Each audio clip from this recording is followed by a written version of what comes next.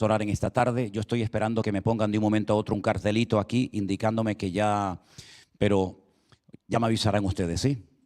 Señor, te damos gracias en esta tarde por este privilegio que nos das de acercarnos a tu bendita palabra. Queremos, oh Dios, que tú hables a nuestras vidas. Queremos, Señor, que tú toques nuestros corazones. Mira a cuántos hijos tuyos han venido esta tarde aquí para escuchar tu palabra. ¿Y cuántos hijos tuyos, Señor, están ahora en sus casas tomando anotación, tomando apuntes, con el corazón abierto, deseando que tú les ministres? Señor, ayúdame. Dame sabiduría de lo alto para que cada vez que se predique tu palabra desde este púlpito, la gente sea bendecida y ministrada, aclarando dudas, quebrantando corazones, sacando a la luz tantas mentiras y engaños, Señor, que se han introducido falsamente en tu amada iglesia. Ayúdanos y muéstranos, Señor, las cosas correctamente, porque queremos servirte, queremos ser una buena iglesia, queremos ser buenos hijos, y te pedimos, Señor, que nos ayudes y nos fortalezcas cada día, en el nombre de tu amado Hijo Jesús. Amén y amén. Gloria a Dios. Quiero llevarles a Génesis capítulo 49. Génesis capítulo 49. El mensaje de hoy lo he titulado Testamento Espiritual. ¿Les gusta? No se me ocurrió otro título. No les voy a preguntar cuántos de ustedes han hecho testamento, porque no me interesa. Es una cosa que no me incumbe. Pero los que habéis hecho testamento, habéis reflejado en ese documento oficial vuestra voluntad una vez que ya no estéis en este mundo. ¿A quién le vais a dejar vuestros millones, vuestros yates, vuestros aviones, palacios, villas, castillos, en fin, todo vuestro patrimonio, ¿no? En la Biblia encontramos un pasaje donde yo considero que lo que estaba haciendo Jacob, el patriarca Jacob, o Israel, como también lo llamamos, era una especie de testamento espiritual. Y quiero leerles en el versículo 1 de Génesis 49 lo siguiente. Y llamó Jacob a sus hijos y les dijo: juntaos, juntaos, y os declararé lo que ha de acontecer en los días venideros. Juntaos y oíd, hijos de Jacob, y escuchad a vuestro padre Israel. Queridos hermanos, de todos los patriarcas, de los tres patriarcas que son Abraham, Isaac y Jacob, el que llevó una vida durísima, llena de pruebas, de luchas y de dificultades, sin lugar a duda fue Jacob. Jacob fue de los tres el que menos vivió. Su abuelo Abraham vivió 175 años, su padre Isaac vivió 180 y él vivió un total de 147 años, que ya está bien, ¿no? Pero cuando llega a Egipto y José le presenta al faraón a su padre, el faraón le dice: ¿cuántos años tienes? Y él les dice: tengo pocos y malos. En ese momento tenía 130 años. Todavía le faltaban 17 años más de vida y murió en Egipto. Pero él dio orden, como también José dio orden, de que no lo enterraran en Egipto, sino que hicieran ese largo recorrido desde Egipto hasta una ciudad de Israel que se llama Hebrón, donde hay una cueva que compró Abraham, que se llama la cueva de Macpela, que significa la cueva de las parejas. Y quiero decir que gracias al Señor yo he tenido en varias ocasiones la oportunidad de estar dentro de esa cueva.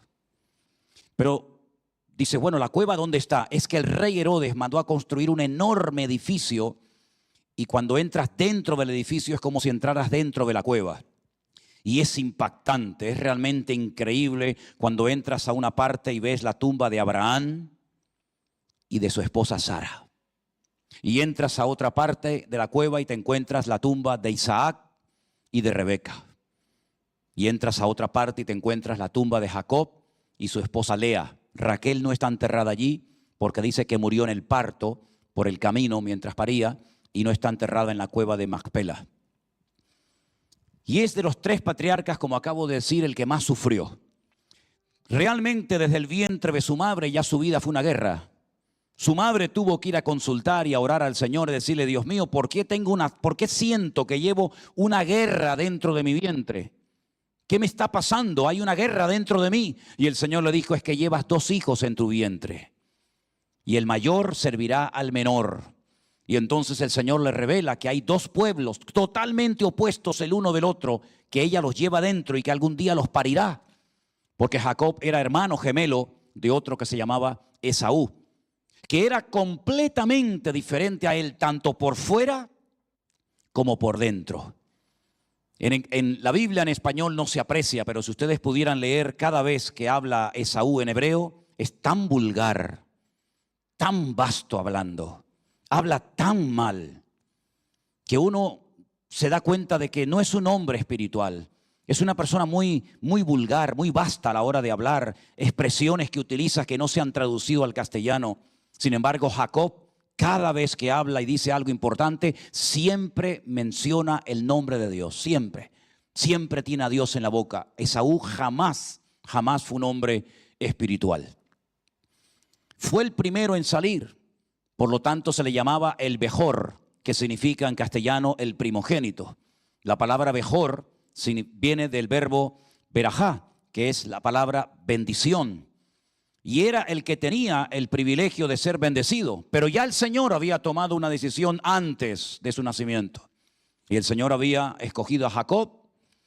Y llegó un momento en cuando Esaú, dice la Biblia, que menospreció su primogenitura por un simple plato de lentejas.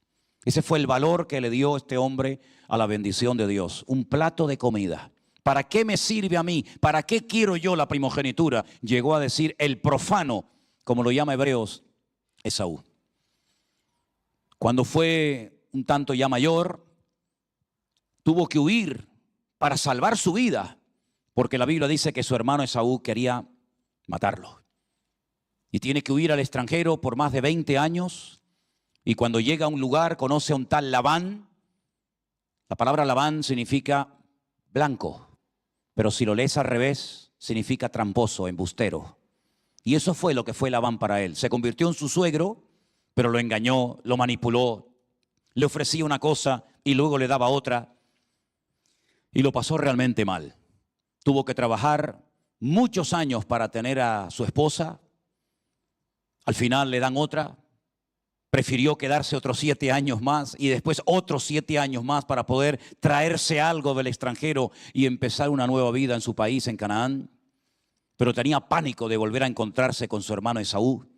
La Biblia dice que distribuye a su patrimonio, a su familia, a sus hijos en varios campamentos para que si atacan el primero pueda escapar el segundo o el tercero. Se informa y le dicen que Esaú viene a su encuentro con 400 hombres armados.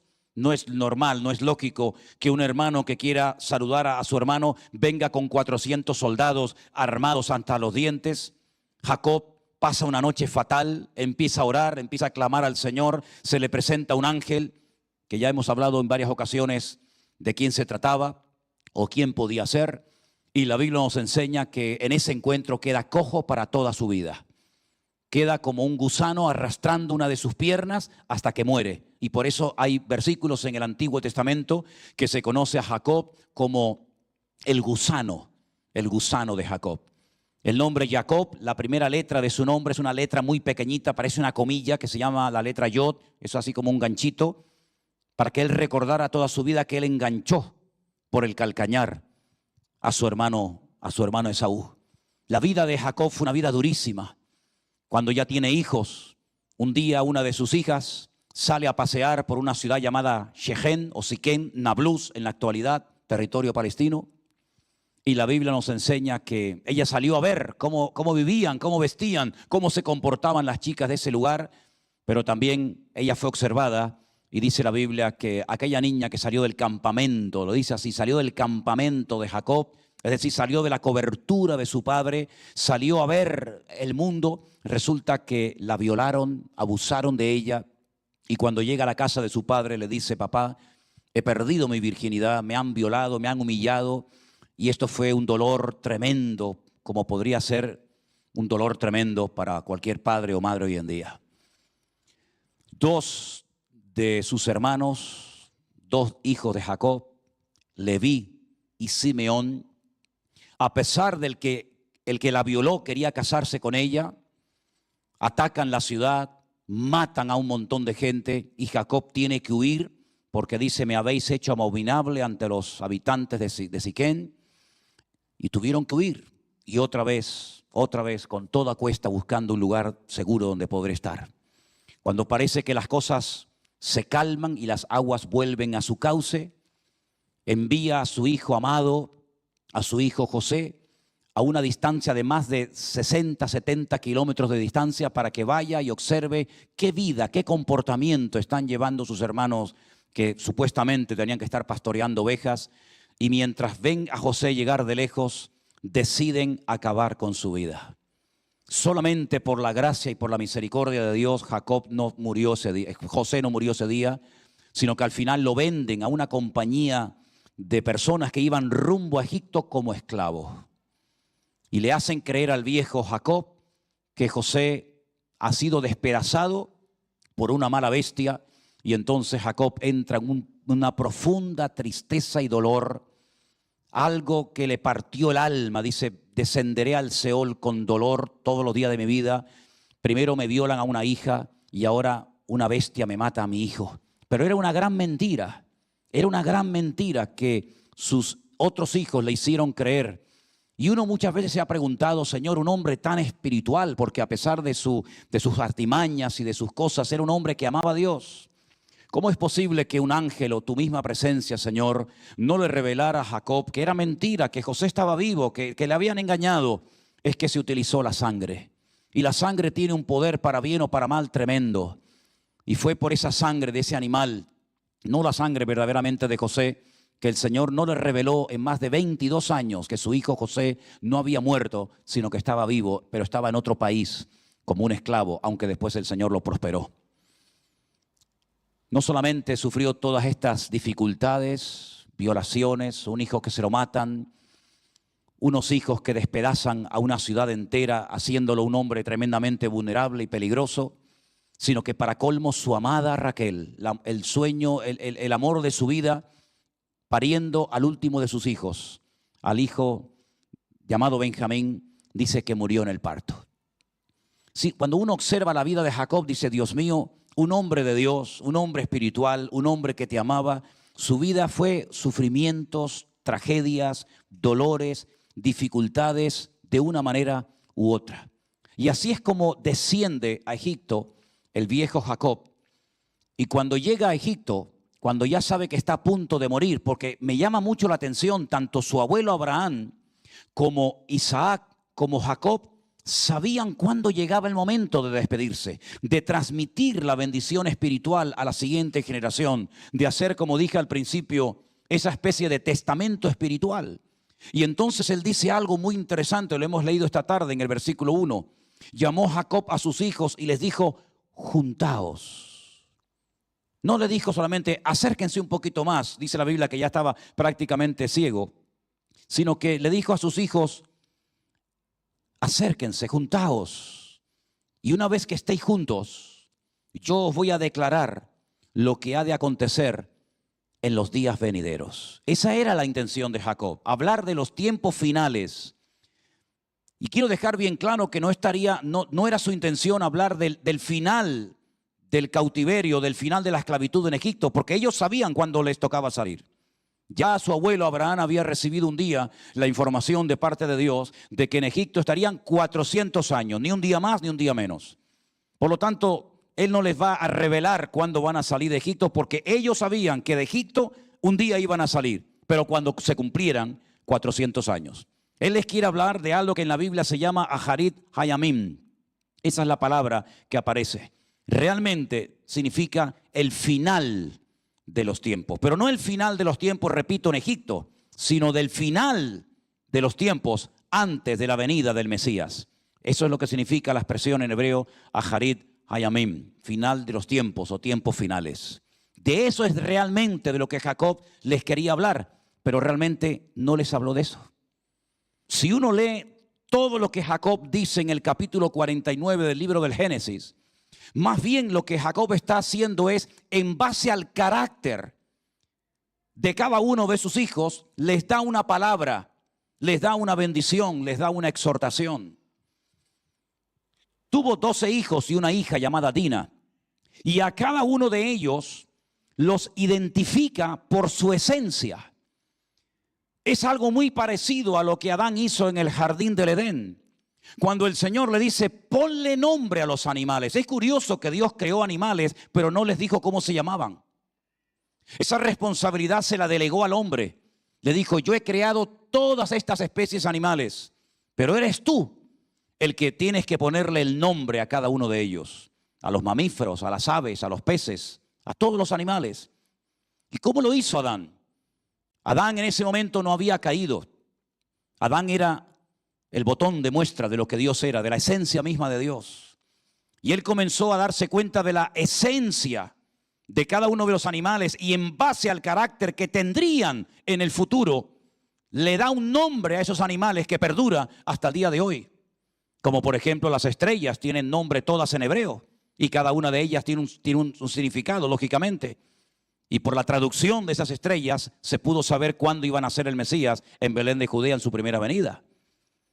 Y es interesante notar que Adán descubrió la esencia de cada animal, y en base a esa esencia lo identificó y le dio un nombre. Eso es lo que está haciendo Jacob. Jacob sabe perfectamente, no simplemente porque es el padre de todos y cada uno de ellos, sino porque evidentemente su comunión con el Señor le permitió ir más allá de lo que tenía delante de sus ojos. Y descubrió la esencia de Benjamín, descubrió la esencia de Judá. Se dio cuenta de lo que iba a ser en el futuro Simeón y Leví y Rubén y todos y cada uno de sus hijos. Y en base a esa esencia, en base a ese carácter, en base a esa personalidad de cada uno de ellos, Él le dice, a ti te doy esta palabra y a ti te doy esta otra palabra. Y no puedo ir nombre por nombre explicando lo que le dijo a cada uno de ellos, pero sí me llama la atención que primeramente la intención de Jacob no era esa realmente, sino era hablar de los últimos tiempos. Y por eso muchos comentaristas se preguntan, ¿y por qué no habló de los últimos tiempos? ¿Por qué el discurso, el testamento espiritual de Jacob se basó en dar exhortaciones y en dar aliento y en dar bendiciones a sus hijos y no profecías? Bueno, realmente nadie lo sabe. Mi opinión personal es que no era el momento para hablar de los Aharit Hayamim. No era el momento para hablar de los últimos tiempos. No era él el instrumento, el profeta que Dios iba a utilizar para que se plasmara por escrito en la Torá lo que iba a ocurrir en los últimos tiempos. Pero me llama muchísimo la atención de que él sabía que todavía faltaban 210 años para que salieran de la esclavitud en Egipto. Pero él sabe que él no va a salir de Egipto. Bueno, realmente sí salió, pero no vivo, sino muerto. Esto impactó tanto a su hijo José, que José dijo, quiero que me saquen de aquí como sacaron a mi padre el día que murió. No cogieron un barco, ni un avión, ni un tren, ni un coche, sino que fueron a pie, caminando desde Egipto, en el caso de Jacob, como dije, hasta la cueva de Macpela. Pero me llama muchísimo la atención porque estudiando este tema durante esta semana, en el capítulo 48 del libro de Génesis, y quiero leerles por favor los versículos 21 y 22, le dijo Israel a José, hay unas palabras específicas de Jacob para su amado hijo José. He aquí yo muero, pero Dios estará con vosotros y os hará volver a la tierra de vuestros padres. Y yo te he tomado a ti, y yo he tomado a ti una parte más que a tus hermanos, la cual tomé yo de la mano del amorreo con mi espada y con mi arco. Y esto me impactó muchísimo, porque nosotros nunca vemos a Jacob peleando contra nadie con espada y con arco. Pero él está revelando a José un secreto. Yo te voy a dar a ti más que a tus hermanos. De hecho, el nombre José, Joseph, y yo me llamo José, José Manuel, significa añadidura. Cada vez que tú quieres decir, a ti te voy a dar más o te voy a añadir más, tienes que mencionar el nombre José. Porque José no solamente es un nombre, sino que significa también añadidura. Te voy a dar más de lo que le voy a dar a tus hermanos. Y lo que le dice Jacob a José es que no solamente le va a dar más, le va a dar el doble a José, sino que además le dice que lo que le va a dar, dice, yo lo tomé de mano del amorreo con mi espada y con mi arco. Y no hay ningún pasaje en el libro del Génesis donde veas a Jacob peleando contra el amorreo con espada y con arco. Entonces uno tiene que estudiar y analizar qué significa esta expresión, con mi espada y con mi arco. Quiero ponerles ahí en la pantalla unas palabras para que las vean y así podamos entender un poquito más. La palabra que se traduce aquí por la palabra amorreo, en el versículo 22, en hebreo dice emorí. Repito, la palabra amorreo en hebreo es emorí. La tienen a mano derecha en hebreo. La primera letra que aparece es el artículo el emorí, el amorreo. Y si os dais cuenta, la segunda, la tercera y la cuarta letra de la palabra emorí o amorreo están abajo, que es la letra Aleph, Men, Resh. Es decir, que en la palabra emorí o amorreo está ligado al verbo que en hebreo, lado abajo, se llama amar, que significa decir. Es una referencia directa a Esaú. Porque la estrategia de Esaú era convencer a su padre con palabras, a diferencia de lo que hacía Jacob, que era convencerlo con hechos y con acciones. Y cuando él dice, yo tomé con mi espada y con mi arco del emorí, está mencionando a su hermano Esaú de una forma indirecta. No lo menciona como Esaú, lo menciona como el amorreo, como el emorí, como el que habla y convence. Yo lo tomé de él, su parte la tomé con mi espada y con mi arco. Pero quiero decirles algo que a lo mejor nunca en su vida ustedes han oído, y seguramente cientos o miles de hermanos que están escuchando este mensaje en la vida lo habían oído. En la Biblia, la espada en el Antiguo Testamento se compara con la sabiduría. En hebreo, sabiduría es la espada y el arco son las oraciones. Y lo que está diciendo Jacob en un estilo totalmente hebreo es, yo le arrebaté a mi hermano Esaú con mi sabiduría y con mis oraciones la bendición y el terreno que le pertenecía a él. ¿Cuántos dicen amén? Porque la oración es como un arco que lanza una flecha que traspasa el espacio y el tiempo y llega a la presencia del Señor. Porque la oración no conoce fronteras ni límites de ningún tiempo, de ninguna índole. Y cuando oramos es como si disparáramos hacia el trono de Dios una flecha que llega a su presencia y que nos devuelve el Señor con la respuesta y con la bendición. Es una forma metafórica de decirle a José, yo le quité a mi hermano con mi sabiduría, con mi espada y con mis oraciones, mi arco y mi flecha, la bendición que a él le correspondía. Y eso se lo dice a José aparte. Pero cuando él comienza a bendecir y hablar con cada uno de sus hijos, menciona a su primogénito. Y el primogénito fue Rubén. Y ustedes saben, o no sé si ustedes conocen, lo que hizo Rubén contra su padre. Se acostó, mantuvo relaciones con una de sus concubinas. Y entonces su padre le dice, tú eres mi primogénito. Tú eres el que tenías que llevarte todos los derechos de primogenitura y lo que sobrara serían para tus hermanos. Pero debido a tu impulsividad, debido a tu carácter, debido a lo que hiciste, que no supiste dominarte a ti mismo, has perdido todos tus derechos de primogenitura. Y si ustedes estudian y analizan todo el Antiguo Testamento, no hay nadie importante que saliera de la tribu de Rubén, ni uno. Lo perdió absolutamente todo, por un momento de placer, por haber quebrantado el lecho de su padre. por no haber tenido dominio sobre sus impulsos, lo perdió absolutamente todo. Luego, aquí hay una lección muy importante para nosotros, y es que con nuestro carácter podemos atraer o espantar, alejar la bendición de Dios de nuestras vidas. Con nuestro carácter sometido al Señor, si sometemos al Señor nuestro carácter, el Señor lo puede cambiar, lo puede transformar y utilizar para su honra y para su gloria. Pero nuestro carácter o lo controlas y dominas, o te termina controlando y destruyendo a ti. Y al final puedes terminar perdiendo lo más grande que puede tener un ser humano en esta vida. ¿Sabe lo que es? La bendición de Dios. José supo controlar sus impulsos. José no le dio lugar a la ira, a la venganza, al odio, a los celos, a la amargura. Jamás.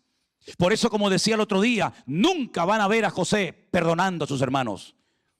Eso no significa de que no los perdonara. Pero no hay un momento literal en el libro del Génesis donde diga, vengan para acá. Miren, yo les perdono por todas las ruindades y por todas las cosas terribles que me hicieron. No lo hay. Y uno se pregunta, ¿y por qué no hay ningún pasaje en la Biblia donde literalmente veamos a José perdonando a sus hermanos? Por una sencilla razón, porque José no tenía nada que perdonar a nadie. Porque él consideraba que todo lo malo que hicieron sus hermanos contra él fue permitido por el Señor. Y el Señor, a través de José, les enseña una lección tremenda a ellos y les dice, no fueron ustedes los que me trajeron aquí. Fue el Señor el que me trajo, usándolos a ustedes. Así que, ¿de qué los tengo yo que perdonar? Al contrario, los abrazó y se manifestó a ellos para que entendieran que a veces una persona puede ser utilizada por Dios sin darse cuenta. Y José nunca albergó, nunca cultivó en su corazón resentimiento, amargura contra nada ni contra nadie. ¿Cuántos dicen amén? Tuvo el poder para destruir a sus hermanos, nunca lo hizo. Tuvo el poder para arrasar a enemigos de su pueblo, nunca lo hizo. Sino que siempre puso su vida al servicio de los demás. Siempre puso su vida y sus dones al servicio de otras personas que a lo mejor ni siquiera se acordarían de él. Como cuando le dijo a aquel que salió de la cárcel, acuérdate de mí cuando salgas de aquí y háblale al faraón, intercede por mí, y se olvidó de él más de 20 años, o los años que fuera. Por consiguiente, vemos en este pasaje bíblico algo muy interesante. Primero Jacob dice juntaos. Esa palabra es muy importante, porque detrás de esa orden, detrás de ese imperativo juntaos, está el hecho de decirle, ya hemos vivido demasiado tiempo separados. Ya han habido demasiados problemas en la familia, unos por un lado, otros por otro. Ya han estado peleados entre ustedes durante muchísimo tiempo. Ahora es tiempo de juntarnos. Ahora es tiempo de dejar las peleas a un lado. Ahora es tiempo de olvidarnos de todo lo que hemos llorado y sufrido. Porque si alguien había sufrido en esa casa, sin lugar a dudas, era Jacob. José había sufrido, pero Jacob ni te cuento. Por lo tanto, juntaos. La única manera de recibir revelación, la única manera de que sean ustedes bendecidos, de que reciban mi testamento espiritual, incluso hace imposición de manos. Por si alguien dice, bueno, eso de la imposición de manos, ahí lo vemos. Para recibir toda esa bendición y todo ese legado espiritual, tienen que estar juntos como una piña. ¿No dice el Salmo 117? Mirad cuán bueno y cuán delicioso es habitar los hermanos juntos en armonía, porque allí hay bendición y vida eterna. ¿Sí o no? Juntaos, ¿queréis bendición? Juntaos. Olvídense de las rencillas del pasado. Olvídense de lo que se hicieron, de lo que se dijeron. Olvídense de vuestros celos, de vuestras envidias. Olvídense de todas esas cosas y juntaos, porque cuando hay unidad y estamos juntos en armonía, allí hay bendición y vida eterna. Y por eso ellos no necesitaban una palabra profética, lo que necesitaban era una bendición, porque la bendición restaura el alma más dolorida y restaura el corazón más roto que te puedas imaginar. Y por eso en el lecho de muerte, sabiendo que le quedaba poco tiempo de vida, Jacob dice, júntense ya de una vez, hombre. Júntense ya de una vez. Me habéis mentido, me habéis engañado, que si José estaba muerto, que si una mala bestia lo había matado. Vamos a pasar página y júntense, porque yo tengo palabra de bendición para todos y para cada uno de ustedes. La Biblia dice que cuando llega el momento de la despedida de Jacob, Jacob, imagínenselo acostado en la cama, y lo que hace José es poner al hijo mayor a su derecha y a su hijo menor a la izquierda, a la inversa de Jacob, para que cuando Jacob extienda la mano derecha, la ponga sobre el mayor y la mano izquierda la ponga sobre el menor. Pero dice la Biblia que lo hizo al revés. Y José corrige al padre y le dice, padre, no es así. Y Jacob le dice, sí es así. Porque tu hijo, el mayor, servirá al menor. Y de Efraín saldrán muchos pueblos. Y esto es una revelación espectacular. De Efraín saldrán muchos pueblos. Y Jacob lo bendice porque sabe que el futuro de Efraín va a ser tremendo, de bendición para todas las naciones de la tierra. Y ahí se produce un traspaso de bendición, porque Jacob no se llevó a la tumba todo el conocimiento y el amor que tenía hacia el Señor, sino que vemos que la bendición fue pasando de Abraham a Isaac, de Isaac a Jacob, de Jacob a sus hijos. Y por eso conocemos la expresión tantas veces usada en la Biblia y en la iglesia, el Dios de Abraham, el Dios de Isaac y el Dios de Jacob, ¿sí o no? Porque fueron capaces de transmitir la bendición a sus hijos y a sus nietos. Porque no se llevaron a la tumba su tesoro, como hacían los faraones, que cuando morían se querían llevar todo a la otra vida.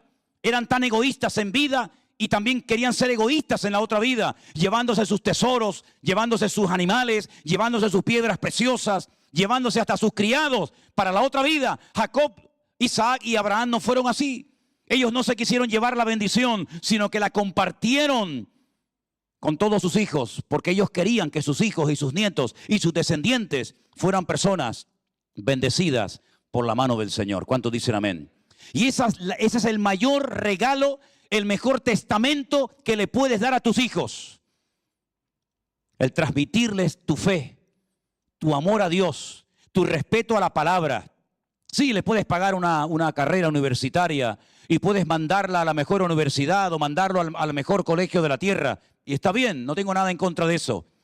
Pero lo más importante, el legado más grande que le puedes dar a tus hijos y a tu descendencia es tu amor a Dios, tu respeto a su palabra y que ellos puedan decir que el Dios de mi padre también es mi padre. ¿Cuántos dicen amén?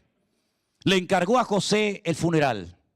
Le encargó a José que se encargara de su cuerpo. Y quiero leerles nuevamente en el versículo 22, aquí en Génesis 42.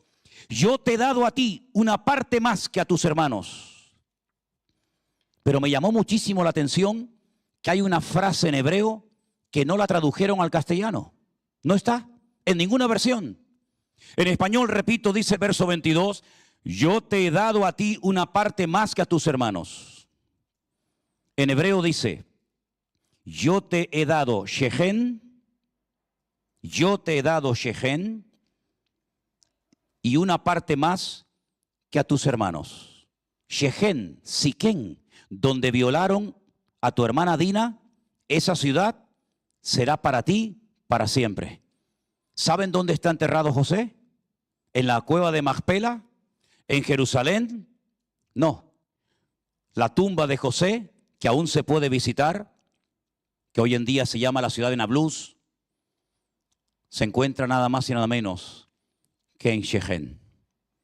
Y es en aquel lugar donde siglos más tarde una mujer en pleno calor del día salía con su cántaro de agua a buscar agua. Y allí se encontró nada más y nada menos que al Mesías pidiéndole un vaso de agua.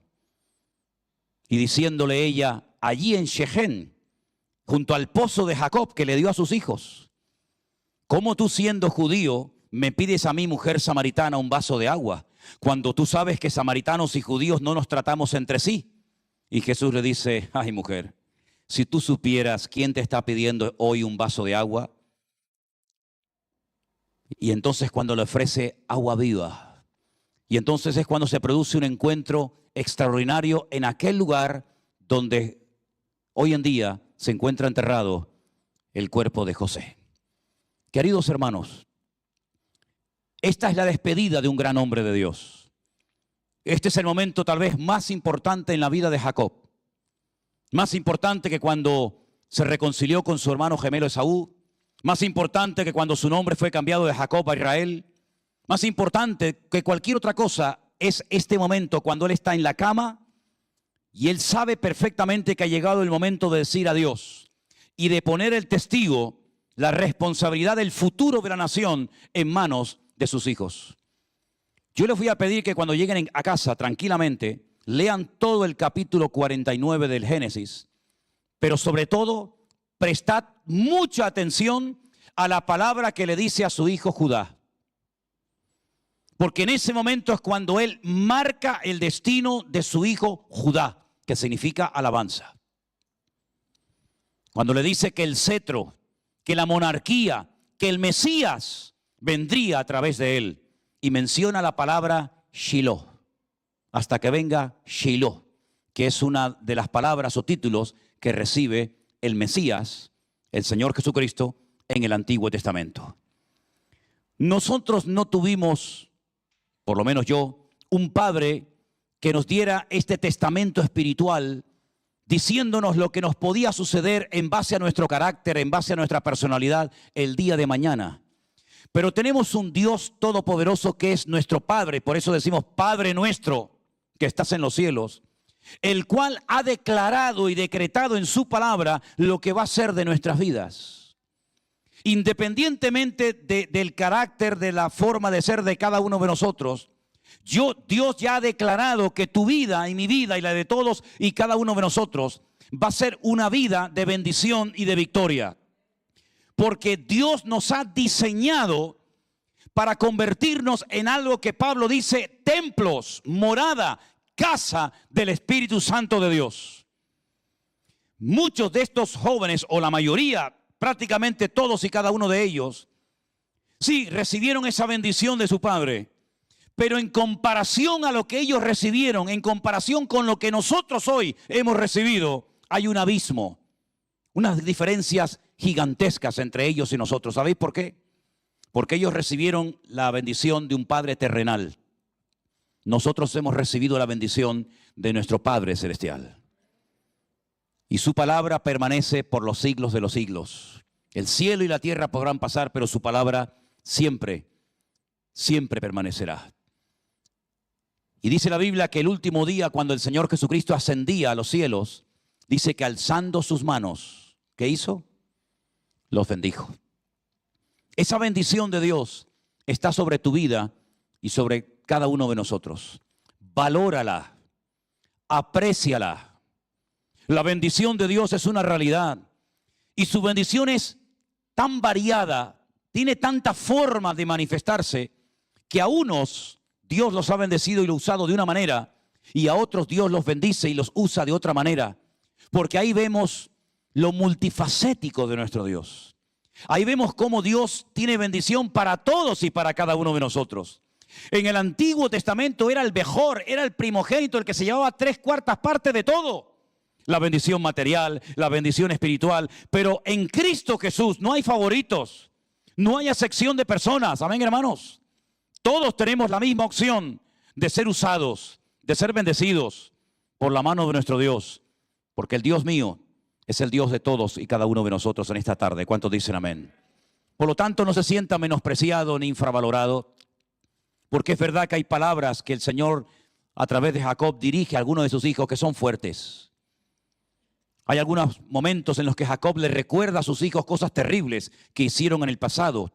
Por ejemplo, a Leví y a Simeón. Dice, yo no tengo nada que ver en esa impulsividad, en esa violencia, en esa venganza que manifestaste. Yo no soy así, ¿verdad? Jacob no era un hombre vengativo. Tenía otros defectos, pero no tenía ese. Pero en Cristo Jesús todos hemos sido aceptados tal y como somos. Todos y cada uno de nuestros pecados han sido perdonados. Y ahora tenemos que estar disfrutando de nuestra comunión con Dios. Porque el mejor testamento espiritual de la historia ya lo tenemos en nuestros corazones. Cuando el Señor Jesucristo, y creo que hoy es un día muy bueno para recordar estas palabras, cuando Él dijo en la cruz, consumado es. Todo lo necesario para nuestra salvación, todo lo necesario para poder mantenernos firmes y en victoria, ya lo tenemos. ¿Cuántos dicen amén? Ya tenemos todo lo que necesitamos para poder vivir en victoria y mantenernos firmes y servir al Señor. Úsalo. No sigas pidiendo cosas que ya tienes. Es más bien ora para que el Señor te dé sabiduría para usar lo que ya tienes. No tenemos que imitar a nadie. No tenemos que mirar lo que hace fulano o mengano. Porque el Señor ha repartido a cada uno como Él quiere y a cada uno lo usa como quiere, cuando quiere y donde quiere. ¿Cuántos dicen amén? Y yo creo que estamos viviendo en unos tiempos gloriosos en los que la bendición de Dios está con nosotros y nunca jamás se apartará de tu vida. ¿Cuántos dicen amén? Cierra tus ojos ahí donde estás, por favor. Y vamos a orar a nuestro Dios, dándole gracias de todo corazón. Porque así como Jacob bendijo a sus hijos, Dios nos ha bendecido a nosotros en Cristo Jesús, Señor nuestro. Todas las bendiciones que usted necesita, ya las tiene. Por lo tanto, como decíamos en pleno confinamiento, no se quejen, no se lamenten. Gócense en lo que Dios le ha dado. Disfrute con lo que Dios le ha dado. Sirva al Señor con lo que Dios ya le ha dado. Y pon tu vida en las manos del Señor para que cada día tú puedas manifestar cuando hables, cuando vayas a un lugar o a otro, que puedas manifestar la bendición que está en tu vida. No necesitas pedir cosas que ya tienes. Simplemente usa lo que Dios te ha dado para su honra y para su gloria. Bendito sea el Señor. Pídale eso al Señor en esta tarde, hermanos. Señor, enséñame a usar lo que ya tengo. Lo que sabes hacer, el Señor te capacitó para que pudieras hacerlo para su honra y su gloria. Tus dones, tus talentos naturales, todo don perfecto procede del Padre, de nuestro Dios. Por lo tanto, gracias te damos a ti de todo corazón por el privilegio tan grande que nos das de ser tu amada iglesia, una iglesia victoriosa, una iglesia bendecida, donde nada nos falta, porque tú has provisto todo lo necesario para que yo viva una vida cristiana victoriosa, Señor. Te damos a ti toda la gloria y la honra en el precioso y hermoso nombre de nuestro Señor Jesucristo. Amén.